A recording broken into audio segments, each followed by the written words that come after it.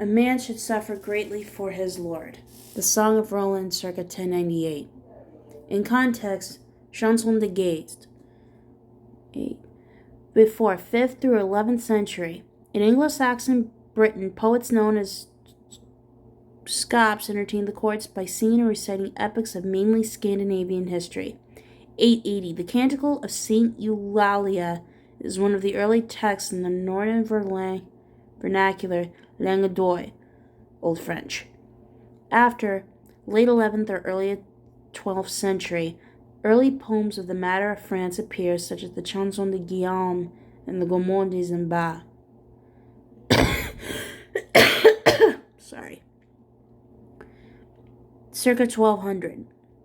Cantada de Mio Cid, the first known Spanish epic poem, is written. 14th to 15th century, the great age of medieval French poetry is ended by the upheaval of the Hundred Years' War, 1337 to 1453, and the devastation of the Black Death, circa 1346 to 53.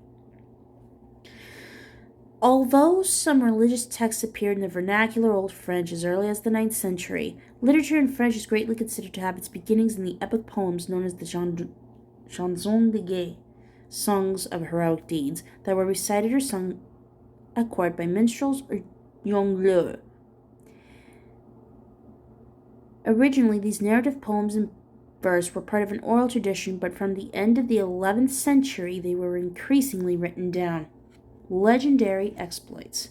The Chanson de Guerre formed the basis for the Matter of France, one of 3 parts of a wider literary cycle of medieval works, mainly in Old French.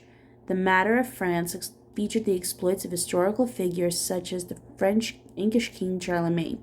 Neither of the other 2 literary cycles, the Matter of Rome, the history and mythology of the classical world, and the Matter of Britain, tales of King Arthur and his knights, was the subject of Chanson de Guerre. One of the earliest chansons from the Matter of France was the Song of Roland, a version of which was by a poet known as Roland. In some 4,000 lines of verse, it tells of the legendary Battle of Roncesvalles, modern Roncesvalles, in 778 during Charlemagne's reign.